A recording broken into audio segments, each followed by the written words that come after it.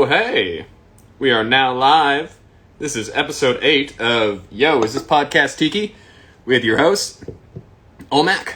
We're waiting for our other host, Captain Sieber, who just joined. Give him a little wave. And hey, Tiki Tay. What up, Tay? Give it a second. Here comes Senor. What's up, Art of Cacti? I love cactus art. I love desert art. Hey, there he is. We in? We're in. Hey, What's how up, you man? doing? How you doing, man? Good to see you. You as well. You as well. We made it. We're so much more professional now. I'm broadcasting via my iPad. Woo! Mic in the shot. Love it. Love it. Episode 8. We really put on Hell the yeah. What's up, Rob? What's up, Rob? Popping in. professional shoes on. So usually, oftentimes I'm drinking beer on the show, and usually I'm using my koozie, but I totally forgot for Christmas. My aunt, what's up, Sierra, got me these dope tiki glasses that I almost never use. Those are, and it looks like you're holding a giant gummy tiki with that color and the shape. Yes. Yeah, thank you, Tay. Episode 8, more like episode great. Tiki Tay is right about that. This is probably going to be our greatest episode. Easily. All downhill afterwards. Oh, yeah. Could be our greatest episode. Don't know I kind of get what you mean. If you want to jump right into it, as people find their seats. Sit. Everyone sit.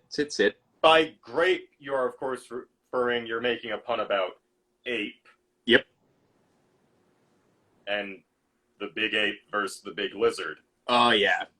GVK. Versus Kong. And again, we will not spoil anything. It will be spoiler free. We will just discuss some of the more generic parts of the movie. Or stuff that happens in the first 5 minutes that can't be a spoiler. Yeah. Or the fact that the acting is terrible through the whole thing, which is not a spoiler. Well, it's tough, honestly, Mac, when your co-star is 1,000 feet tall and also a great actor. Kong moved me a few times. I was like, why are they hurting this poor thing? Oh, yeah. Kong's definitely the superior character in this in the series. Godzilla, kind of take him or leave him. I don't care for how they designed him. So for me, Kong is what's up. It was kind of the same design. For one thing, did you see Godzilla 2000? Do you remember that? Oh yeah, the Matthew Broderick, the best Godzilla movie ever made, of course, with Jean Reno. This is where we're going to argue then, because I thought, why did you make Godzilla so sleek and sexy and his arms were a proper? I guess her arms in that movie because It was a female. It had been a while since I've seen it, but I did not, as a fan of the old rubber suit, 60s, 50s, 60s it would have to be era Godzilla. Yeah. I was more offended than enjoying that version of Godzilla. Interesting. See, Yeah. I like that it was sort of like a giant raptor, where my issue with this new Godzilla, it bothers the shit out of me that he's built like a T-Rex, right? With Had tiny short arms, fat ass. Yeah. But when he's in the water, he swims like an iguana, where he's just perfectly flat. That doesn't make any sense. That's how he, I think, swims in the older movies. He also once stood up and flew by firing his laser, and it propelled him backwards in one movie. It was insane to see. I'm sorry, spoiler, we do not see Godzilla do that in this latest movie. Unfortunately.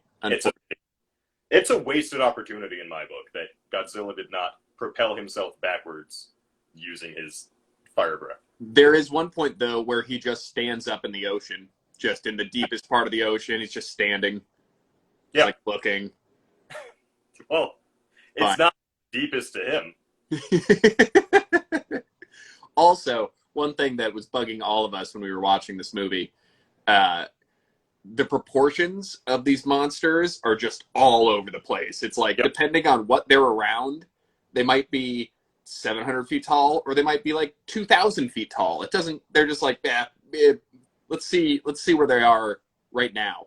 We're gonna write well, and that was my thing with the movie entirely. Was, as I've said to you backstage, as soon as it started, 5 minutes in, I'm like, I don't know what's happening. It's cool that King Kong is here.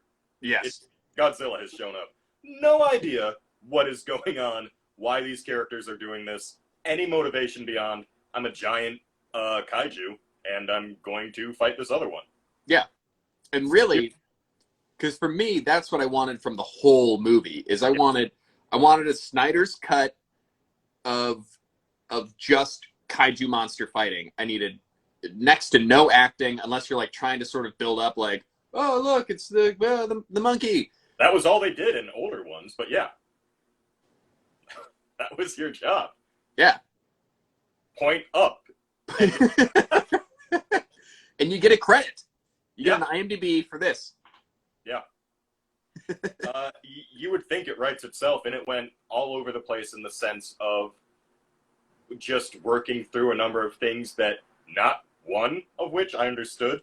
And if I looked away to my phone for once or twice, which I do with any movie, I kind of, by osmosis, it's been described, watch a lot.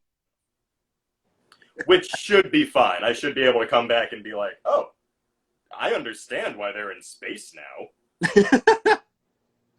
But it never, which is not necessarily a bad thing either. It's just great movie though. For 90 minutes, roughly, like it does more in 90 minutes. Beautifully shot, beautiful scenes.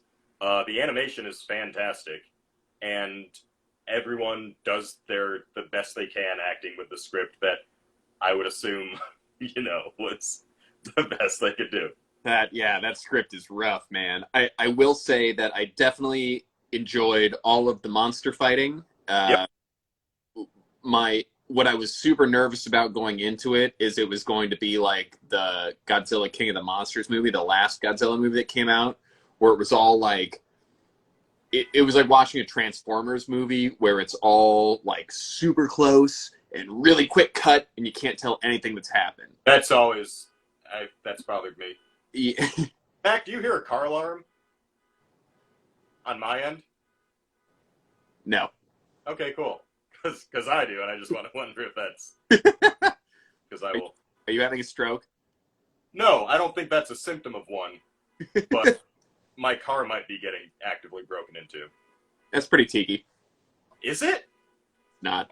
We're going to discuss it. That's one of our questions. We do have some questions. Mm-hmm. I mean, I have two. I have 2, 3, 4, 5. Well, it's stuck. Wow. 6. People hey, what are you drinking on? Oh, it's funny you ask. Mac, real quick. I'd like to get into a MILF. A mug I'd like to fill, which is this Jungle Cruise glassware, the Search for Tiki. Oh, yeah. Which we picked up today, or we picked up a while ago, but they finally came in. And Tiki Tum, both two accounts worth following, that make a very good glass. Love it. I'm sipping on a Planter's Punch, one of the classics, with a straw from our sponsor, the Surfside Sips glass black bamboo. It is so accessorized here. Like, I amazed myself. I like that black. That's cool. He hooked me up. He's the man. We also got, it also comes in green. That's the featured one over here. Oh, that's great. What's up, Jim? Yeah, I love Tiki Tum, man. That guy is great. Paul. He was one of the co-directors of Raya the Last Dragon. Oh, yeah. I have yet to watch that. But same.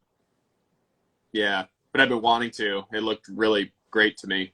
But he's been super cool. I've hit him up a couple times, and because I get super inspired by that guy's art. It's like really amazing. But but I've hit him up a couple times just asking him like questions or whatever, and he's always super cool chatting with me and give me tips or whatever. So it's the amount of people who are peripheral or just directly in Tiki culture as it is, and then are also like active in the show business world is shocking. Like Tom Foolery, who is a great pin artist, a bunch of things guy, was one of the top guys who rebooted Animaniacs. True story. And great season. Great. I've only watched the first episode, but I loved it. Yeah. Loved it. Brilliant. It was a good show then, it's a good show now. Mm-hmm. Still on brand. Yeah. It's not, they made all the right decisions with it. Yeah. Well, Yakko ate that iPad in the first episode, and he knew everything after that. Brilliant. Done. Brilliant. I get it. I get that more than I got 99% of Zilla vs. Kong. Not a bad thing.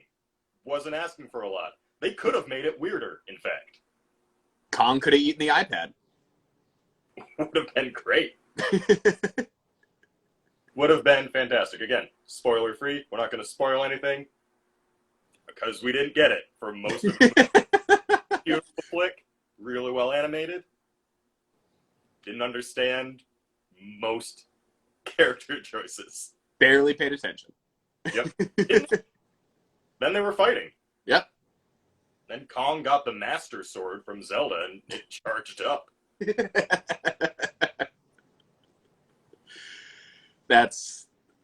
Now we're talking. Yeah. So now that was cool. Huh. That was cool. Yeah. Anything else cool happened in your week besides GVK? I watched some more I watched a little bit more of Legends of the Hidden Temple. And what I'd forgotten was how much of the show is kind of like fluff and weird challenges up until the temple run, which is all anybody wants to see. Mm-hmm. Which is what it should have. It should be 70% that. But instead, they make the kids do a lot of weird stunts that I had forgotten, to be honest. I feel like I remember most of the early stunts or like the early challenges. There's there's the Steps of Knowledge, right? Yep. Is that an every episode thing? Is the Steps of Knowledge? That's like the first one they do, right? They quiz them on the story they just told. Yeah. Then there's either like the river pole. I feel like they had a couple different like water related rope. They get soaking wet first, which makes zero sense. Yeah. Because then they're just drenched for the rest of it, but whatever. Yeah. Then there's one, right, where they they're like attached they're tethered to each other at the back, and they have to like run in opposite directions to grab. You might be thinking of Stone Cold Steve Austin's Broken Skull Challenge? Skull Challenge. It's the same show. It should be. There should be a temple or a warehouse that they raid at the end. I would be into that, way more so. But they have that obstacle course, I guess, that he does, or whoever the winner is. It reminds me very much of the game Mousetrap, that, like, the one thing you want to do is the very last thing that takes forever to get to, and you're like, why don't we just do the fucking Mousetrap thing? And then and it's great, and you're like, okay, we're done. I don't know why there's other stuff on this game. I don't just do the temple run 4 times in an episode. I need the temple run, the Snyder cut. That's what I'm looking for. Oh, yeah, like a 4-hour, just unedited. Yep. Camera's always rolling. Yeah, I'd be into that. So I'm wearing, this is my Kirk Fogg, great Tiki name, by the way. This is my Kirk Fogg, Jeff Probst shirt I thought would be appropriate for this sort of. Absolutely. Yeah. Speaking of shirts, boom. Oh, hey. This is my shirt. Tiki. Ska. They are available in my store. Link is in the bio or here. What's up there? At that. Oh, as Tay points out, that in chat, the kids are exhausted by the time they get to the temple run. That, if you had... It seems to me they pitched the show on the premise that, are your kids too fucking active? Exhaust them, and you can finally have, like, a decent night's sleep. They will be out by fucking 5 p.m. They will sleep until 11 a.m. the next day. We will make sure of it. If that's how they pitched it, that we will exhaust your kids. I'm like, yeah, that comes across very, very obviously. Absolutely. I think I remember hearing that too. I think I saw like or probably read oh, what's up, Trent? Yo, Trent in the house. Trent Bruce. I think I remember reading an interview with Kirk Fogg talking about how like these tapings would take like 12 hours. And so just like going from the Steps of Knowledge to the Temple Run was like a 12-hour thing. That's insane. I know. So like these kids are exhausted. No one's eating. It's basically Survivor crammed into 12 hours. Yeah, accelerated. Yeah, that's awesome. 12 hours is way too long, and they had way too many like random games that they had to put them through. This could have been streamlined a lot better. It's like, make them do the water thing. In fact, get rid of the water thing. Just put the kids in and be like, whichever one of you gets the fastest time, you're all going to run the fucking temple. Whoever gets the fastest time gets to go to space camp, and they get the fucking stereo and the rollerblades. Whatever. And the aggro crag. You know? Yeah. One set of kids won yo-yos.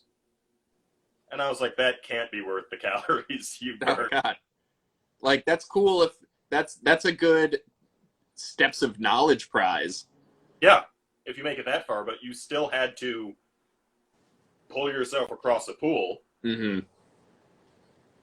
I feel like they're just like, my kid needs to fucking pass out and leave me alone while I go party in the adult section of Universal Studios. So please nearly kill them with cardio.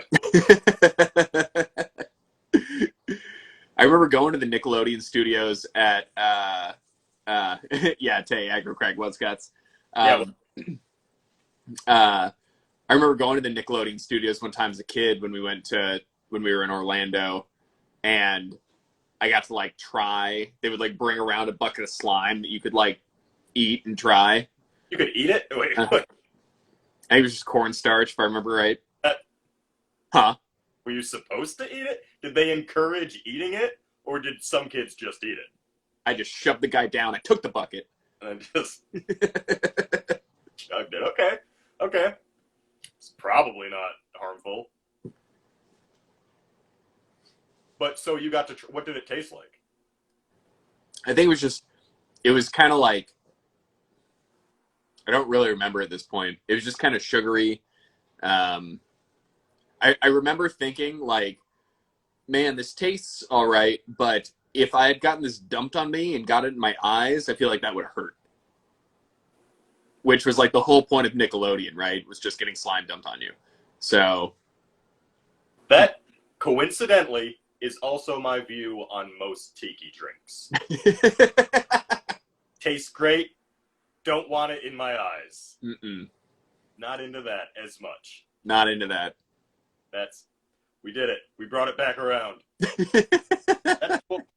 They always made Universal Studios look great on those shows. There were several times winners of the Hidden Temple won a trip to Universal Studios. And I'm like, you're already here. You won! How does this work? You get to stay longer? They're like, you're stuck here. You can't go home. They become the temple guards in the temple. I was going to say it. We've all made the joke, but you don't see those kids again after the fact. I haven't heard from any of them. No. Not famous in my book. It's sad. It's the price you pay for trying to, athlete your way to space camp in such a fashion. High risk, high reward. Yep. What's up, Stone Flamingo?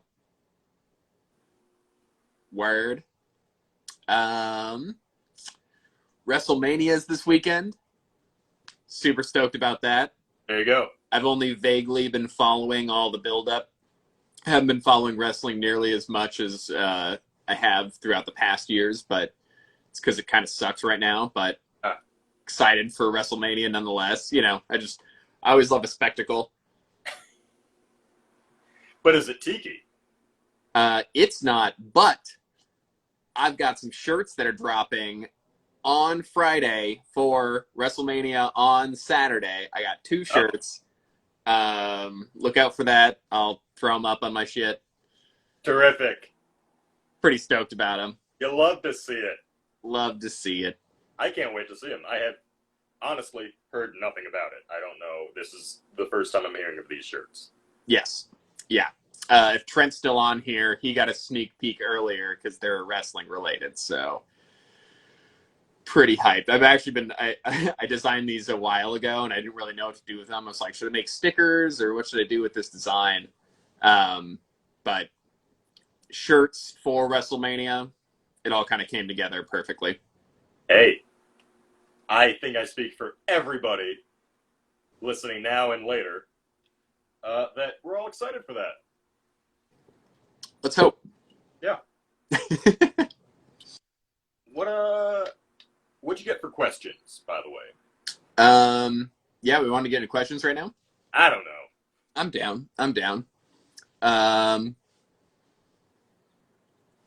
Tay was the last person to comment. Let's start with some Tay questions. Quality, yeah. First question. Is drinking every cocktail out of a bone straw tiki? I mean, it amps it up to at least like a 1 to 200. It hits probably the 100 mark, which is the minimum, to be tiki. Mm-hmm. If it's 100, not going to be tiki.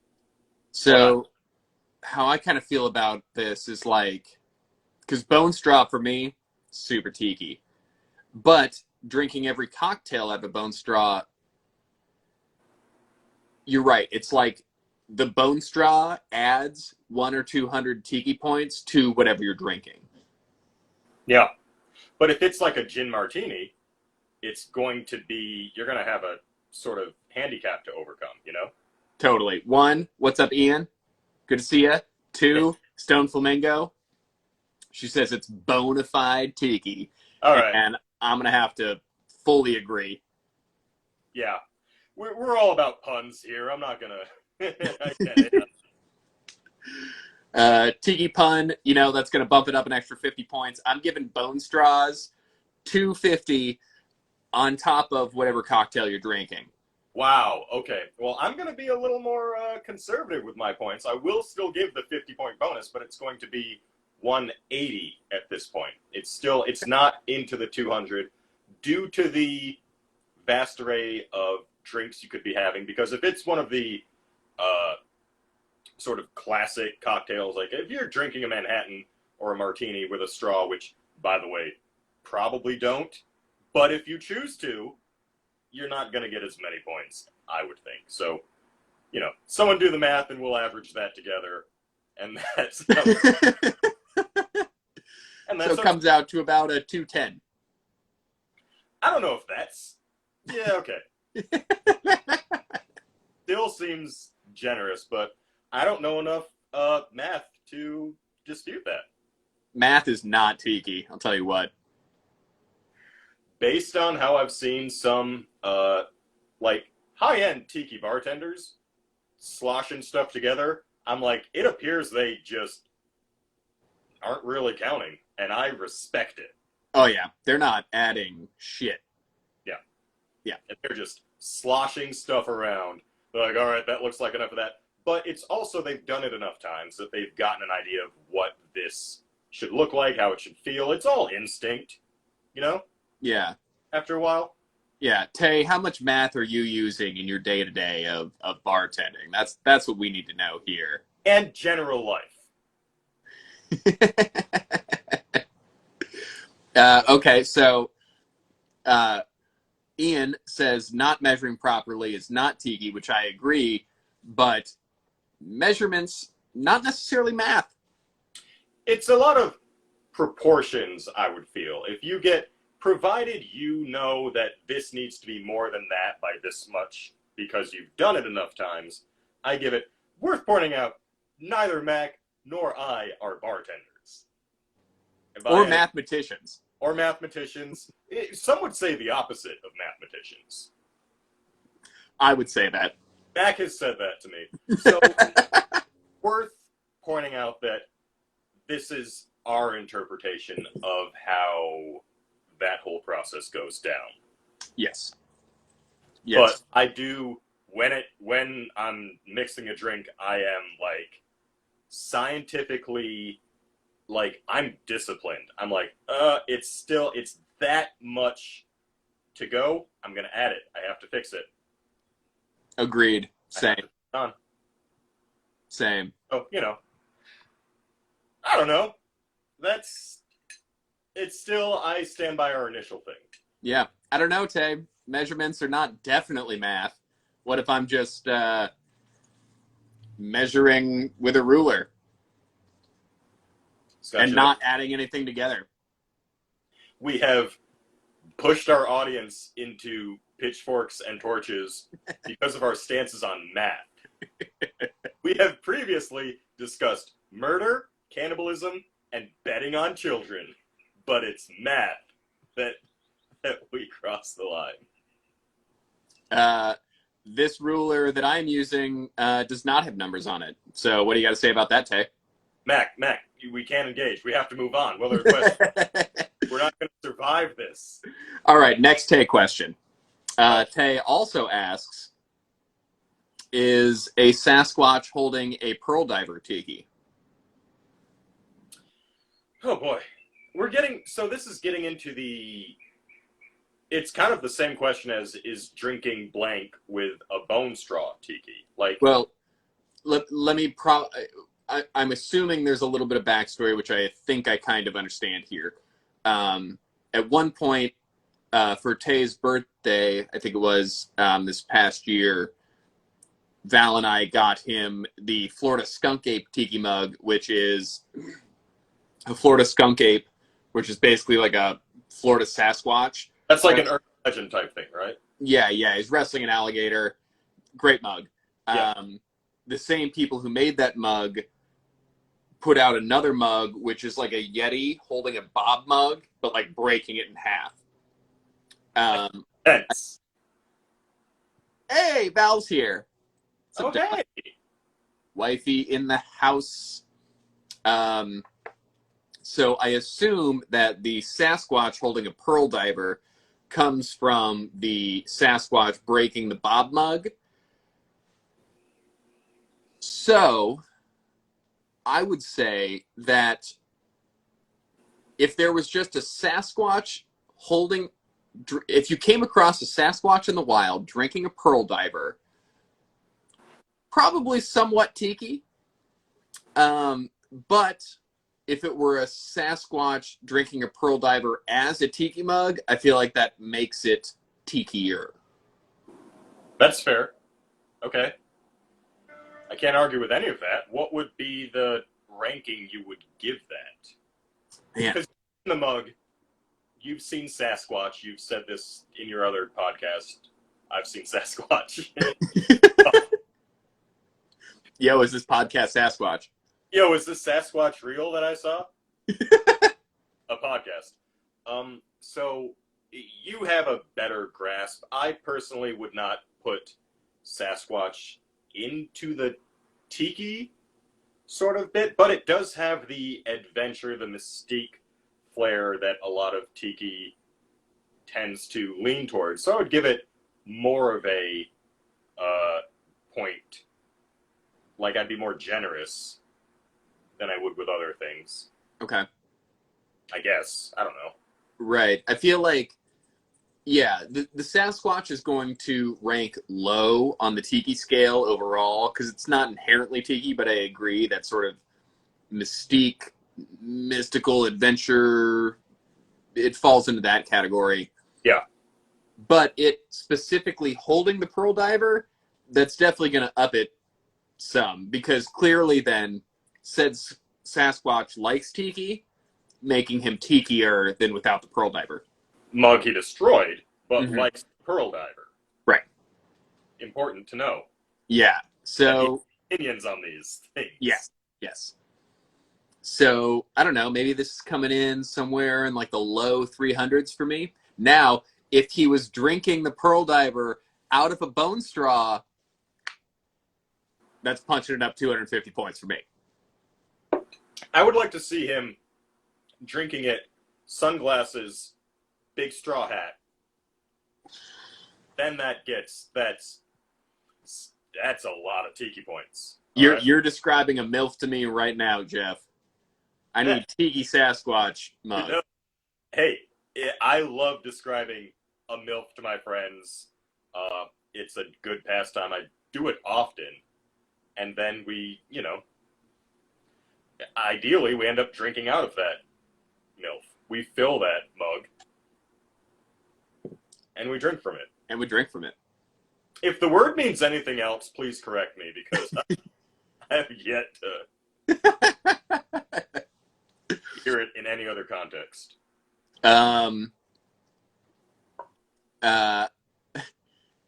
Third. Sorry, go on. No, go on. Third Tiki Tay question. Oh, boy. Is Potions of the Caribbean Tiki, which, if I'm not mistaken, is a cocktail book. It would sound like yes, based on the title and if someone went to that effort to write it, I would assume they're targeting an audience, in this case, probably Tiki. Probably Tiki. It could be, I guess there's the possibility of it being like pre-Tiki. I don't actually know where these like recipes came from. I don't have the book. Tay, if you're going to suggest a book, you have to buy it for both of us, send it to us a week ahead of time. We got to make some of the stuff. Come on, man. I agree with that. Max, right. Books. If you want us to give a strong opinion on something that we can't stream for free, you better send us a DVD or Venmo us, whatever. If we can find it for free or we can make an opinion based on other stuff, happy to do it. If I can watch it for free on YouTube or just Google it and get an opinion, Max, right.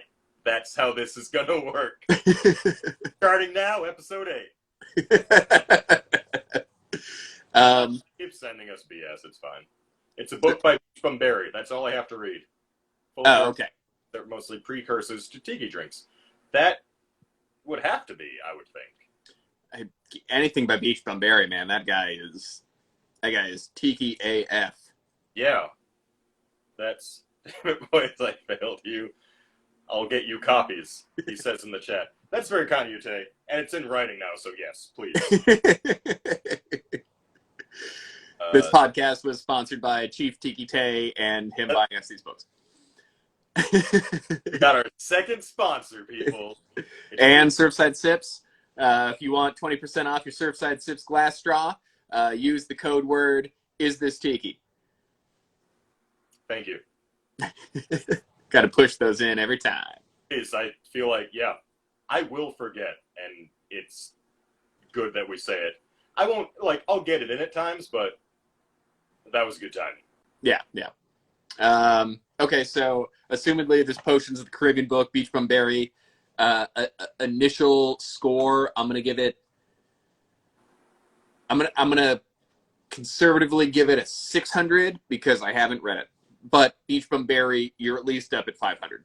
I'm gonna say 700, 750 even, because I don't think we've given out a perfect 1,000 yet, which is, but that, any Tiki mug, presumably, is gonna automatically be this, over a certain amount of points. Yeah.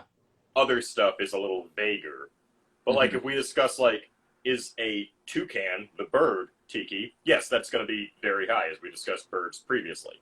But what is, at 500, you would think, that is Tiki that can go either way? Is that the way we would look at? So it'd be something like Star Wars, maybe, that isn't necessarily Tiki, but is also at times notes of Tiki. Right. 750 would be quite Tiki. And then we'll say over 900 is very, very Tiki. Very Tiki. What's up, new captain? How you doing? 250 or lower is like, I can see it, but it's not going to get a lot. It's going to need some work. Right. Tiki adjacent is really where that kind of comes in. Adjacent is the term. Yeah. Tiki 250, Tiki adjacent. 500, Tiki either way. 750, quite Tiki. Bingo. I'm glad we... Go ahead. No, I was good. The Tikiest, most Tiki, which I guess we could say both. Mm-hmm. Yeah. It feels good to finally standardize that on episode 8. You know what? When we're like 10 episodes from now, it will be even more fine-tuned. It will eventually be like just a fucking scale of like the evolution chart. That'll be my next t-shirt, is just the Tiki scale. It should be a guy slowly getting more Tiki. Yeah.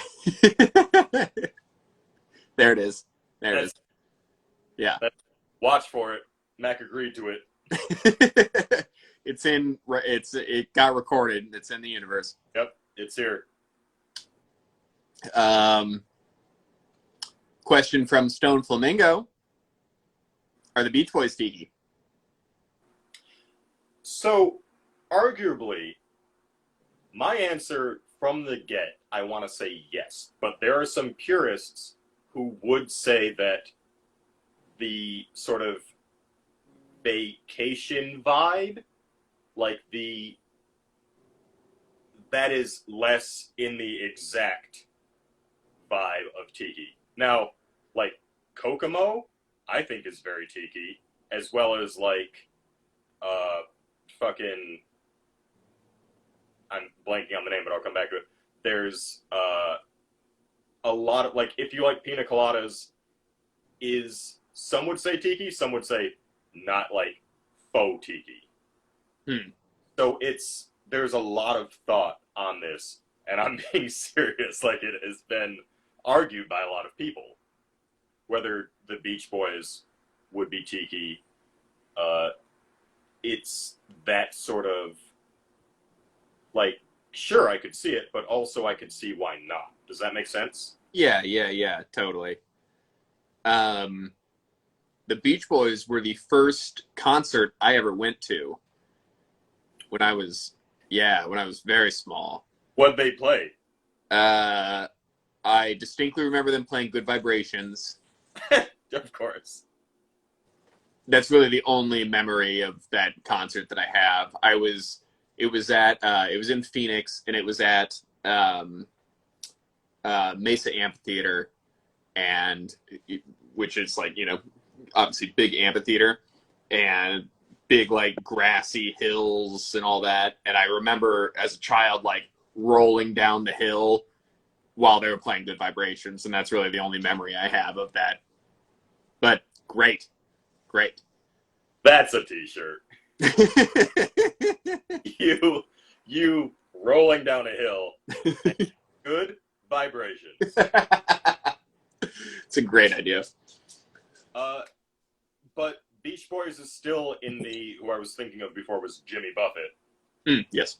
Of, like, references rum, references a lot of Tiki stuff, but is still a polarizing sort of band and presence in, like, the purest Tiki culture. But at the same time, Matt, you and I, we are burdened with advancing and discussing where Tiki is right now.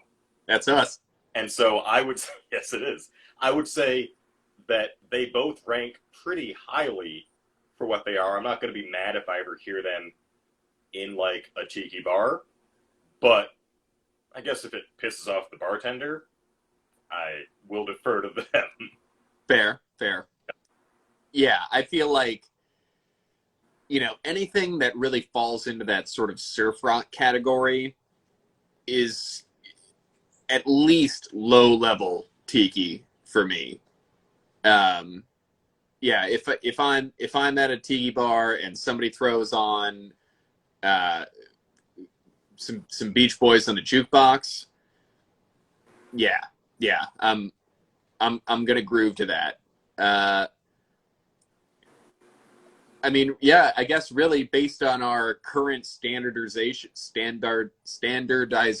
of our of our tiki scale, maybe 575 can go either way, but for me, higher end of that either way.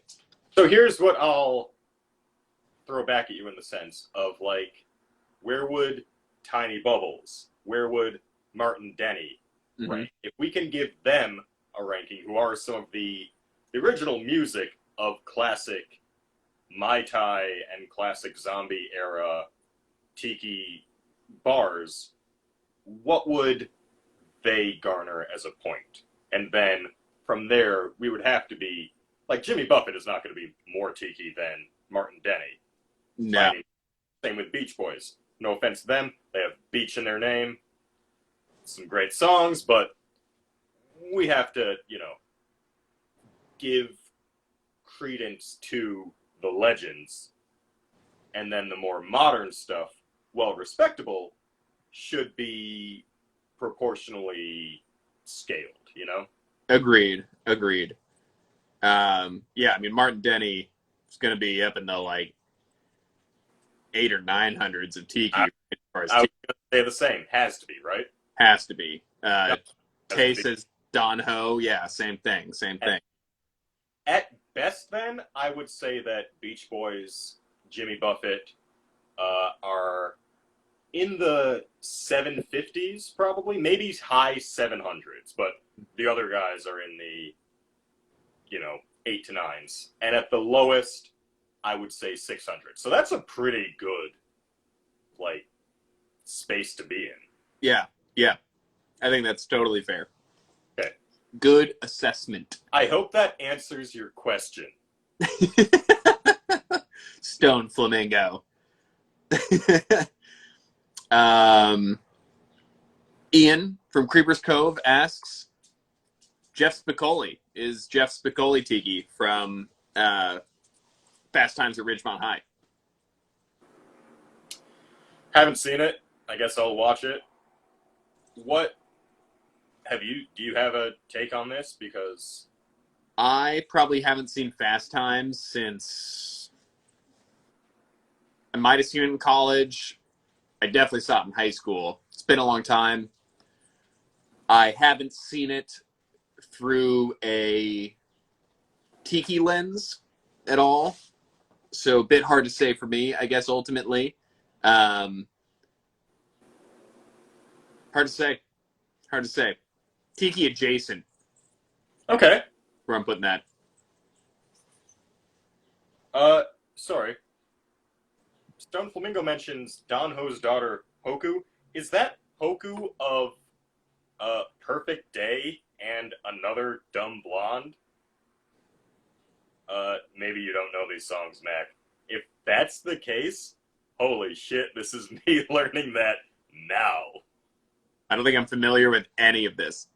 Everybody message Mac a link to these songs after, now, whenever. But it's the opening. Have you seen Legally Blonde? Perfect Day is the opening. It is. That's insane. That Don Ho's daughter is Hoku, who's saying Perfect Day, the opening song of Legally Blonde. I also saw Legally Blonde probably around the same time I saw Fast Times at Ridgemont High.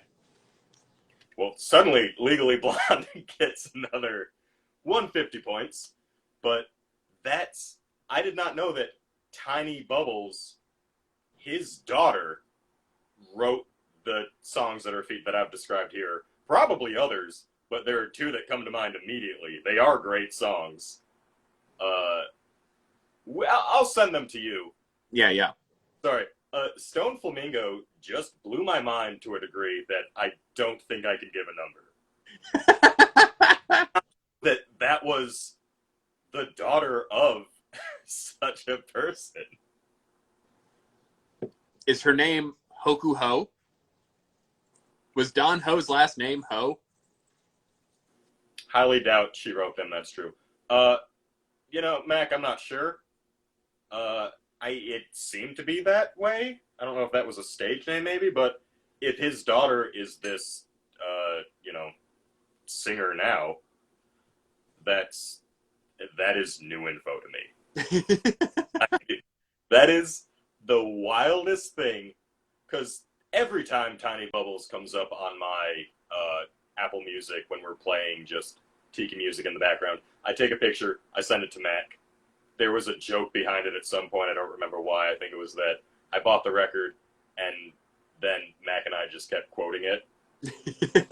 I might even be wrong on that. But, big fan. I have several Don Ho records. I had no idea that he was the father of Perfect Day / Another Dumb Blonde singer, possibly not writer, as Stone pointed out, Hoku. It's what I'll send you some videos, Mac. As Please will do. 5 to 12 other people. But, boy, that's fun for everybody. Love it. I don't know. If you found out that Britney Spears was the daughter of Martin Denny, you'd be like, why haven't I heard this before? Like, and not Britney Spears, but like, because... I getcha.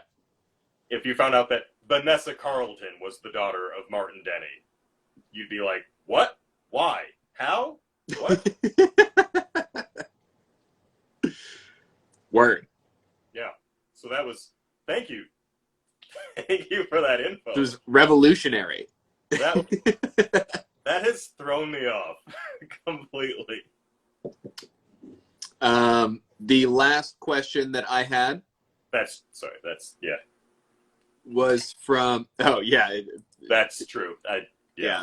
Tay says Britney Spears is the daughter of a psychopath. He's totally right. Fuck that guy. Rethought a different, if Katy Perry... Yeah. Last question I got was from Rum Runner Dan. He says, Take two. Yeah. Is Pisco Tiki? Pisco being the... Like South American brandy? What's it derived from? Have you had it? I have. Tay used to have a bottle of Pisco that, if I'm not mistaken, was in a bottle shaped like a moai. Oh, I've seen that. I bought it for a friend the other day. Yeah. But I have not had it. Looking at, like, I haven't had it in a minute, I guess I would say. So, kind of hard for me to say. I know it's used in tiki drinks, and having it in a moai bottle. It comes in a moai bottle. That makes it pretty tiki right off the bat for me. Yeah. Yes. So, yes, to answer your question, it is tiki. As far as how tiki, I guess, what would you... This may be a dangerous question. What would you rank rum on our tiki scale? I mean, that's got to be one of... Rum next to, like... I feel like the only thing that would be above rum would be like a tiki, like a carved tiki.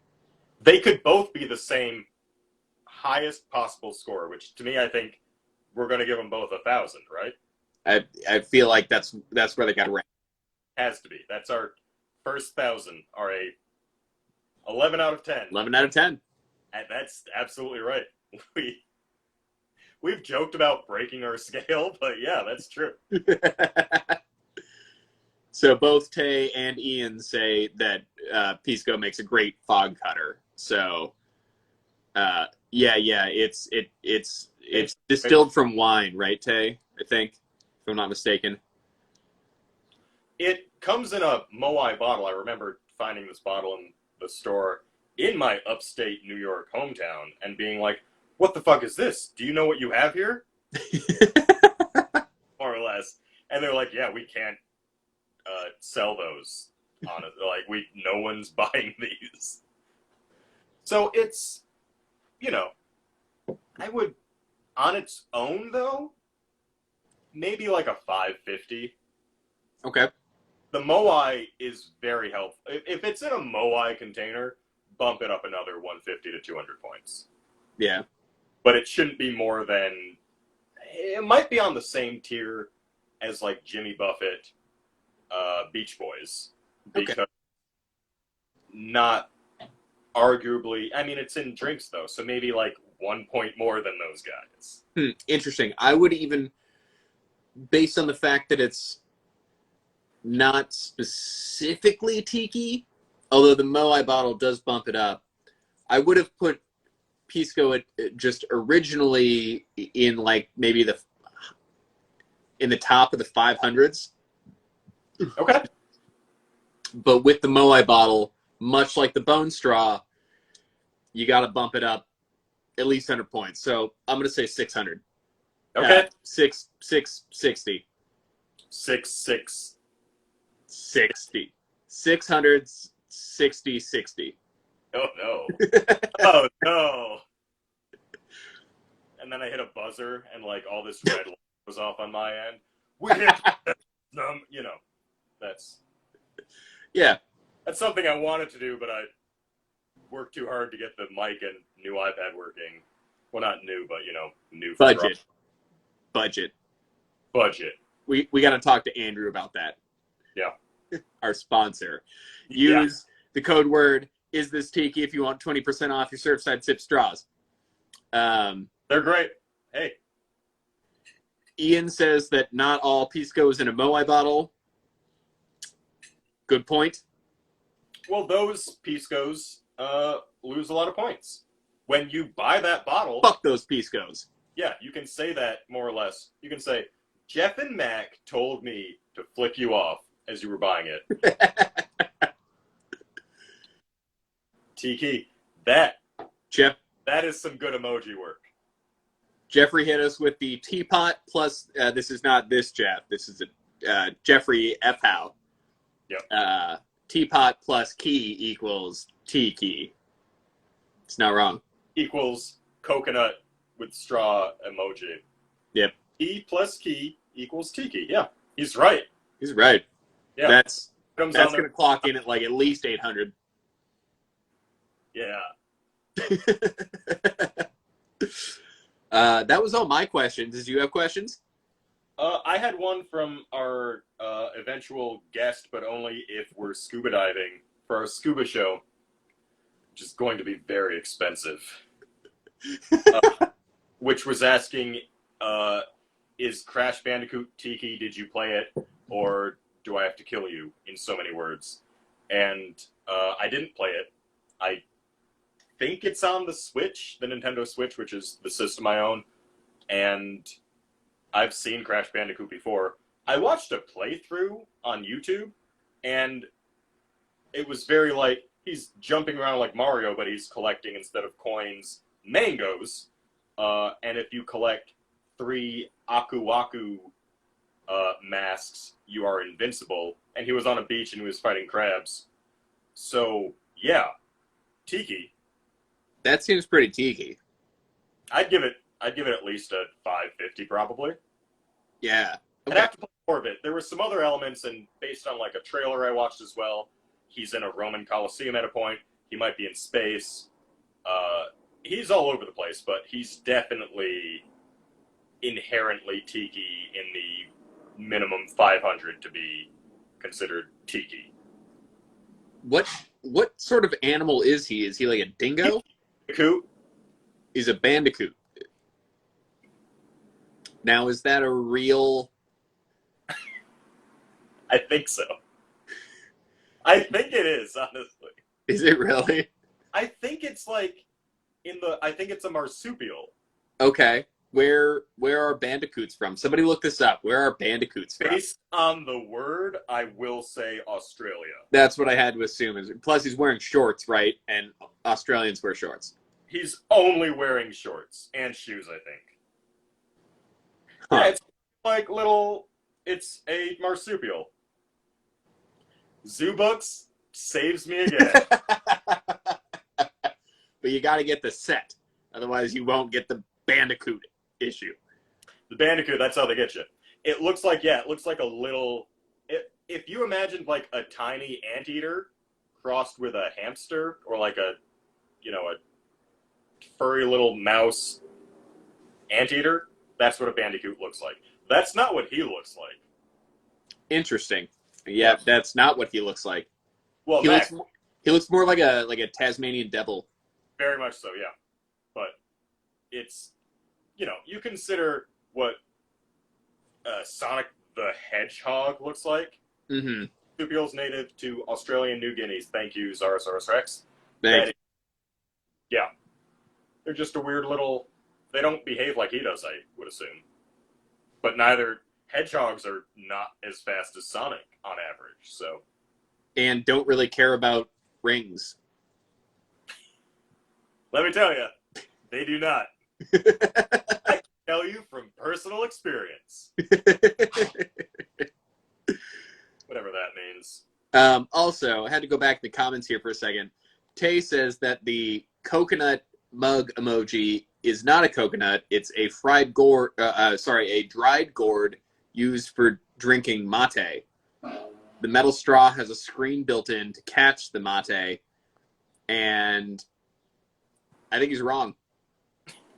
Sorry, Tay. That's a fucking coconut tea mug.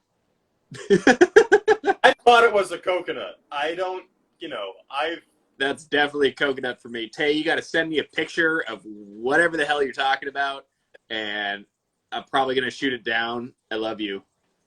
As our second sponsor, yes, I do too. I just feel like the people who did the emojis didn't put that much work into it. I could be wrong.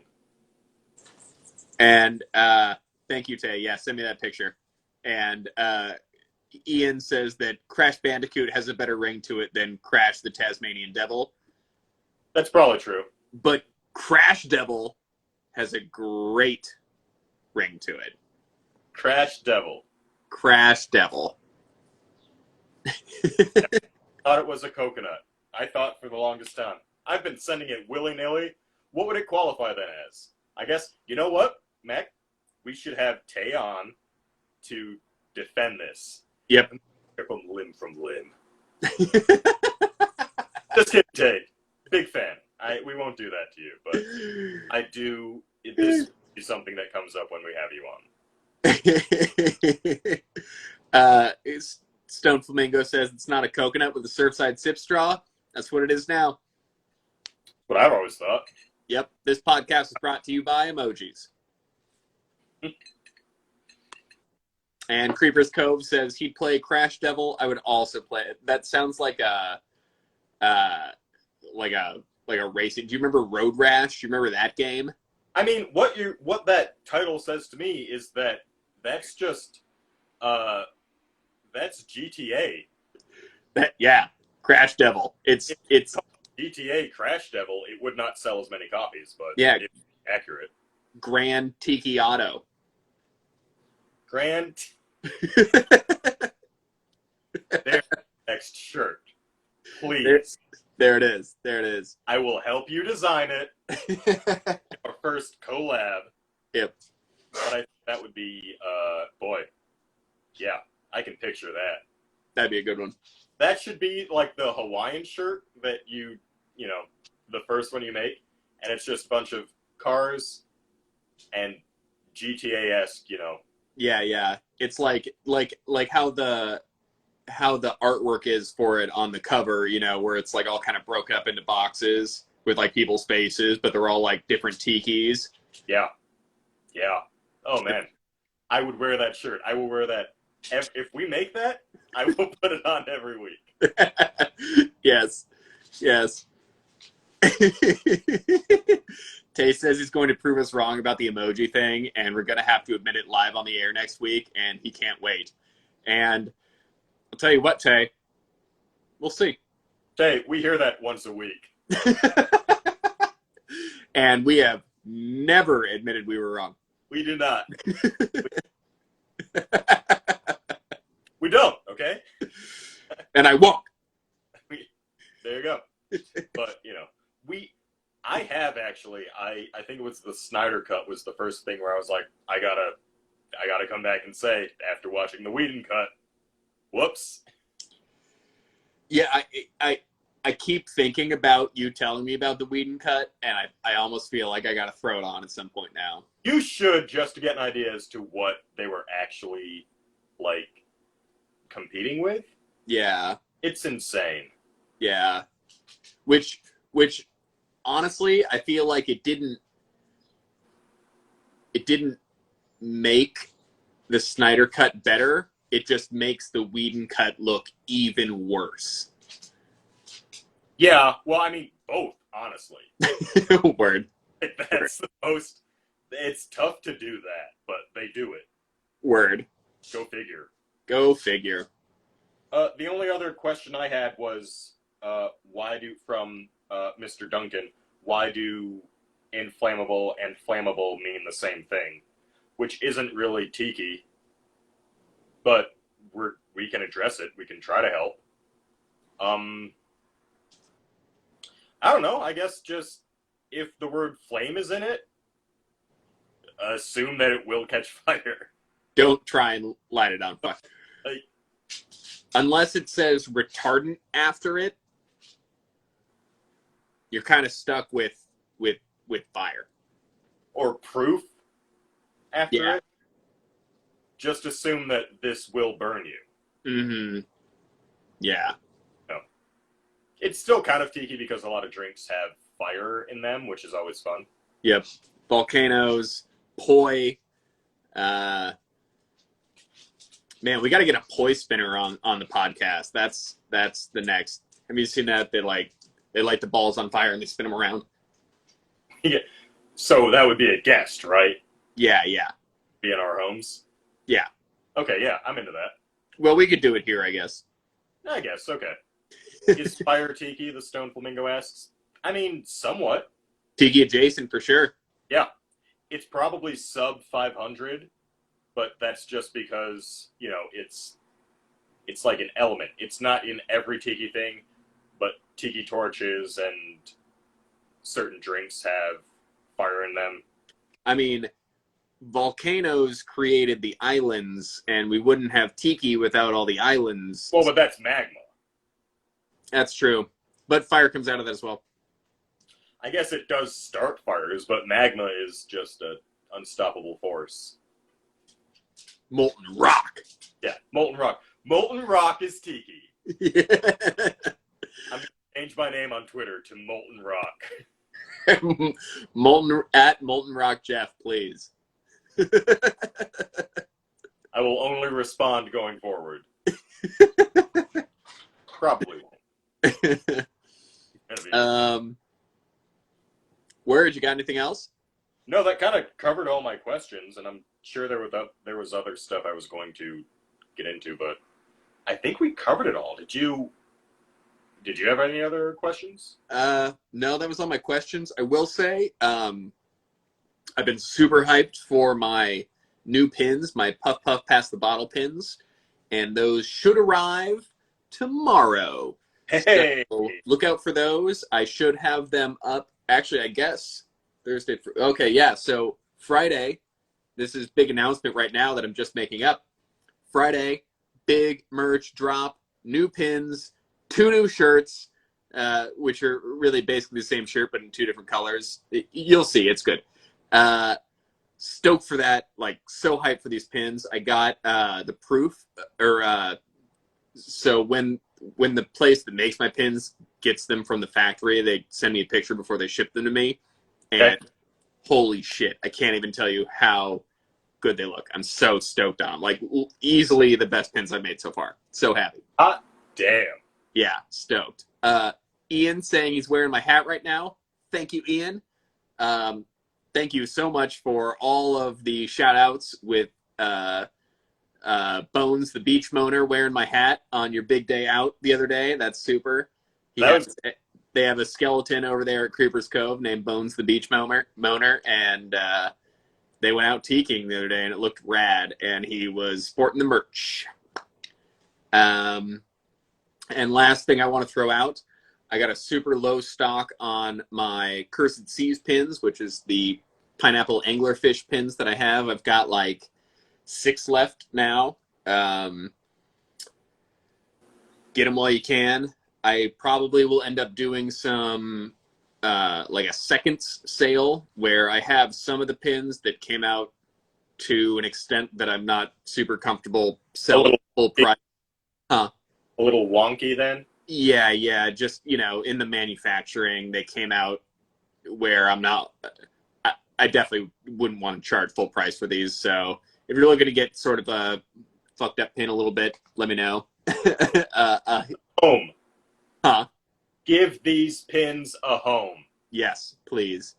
Get those while you can. And shout outs, Surfside Sips, our awesome sponsor. Once again, if you're trying to get some Surfside Sips, use our code IsThisTiki. Get 20% off your whole order, which rules. Great Shout stuff. out to Ian and Robert with the Happy Tiki Show, Happy Tiki Heads podcast show. Always a good time. That is on Tiki Tuesdays, 5 o'clock our time, Pacific.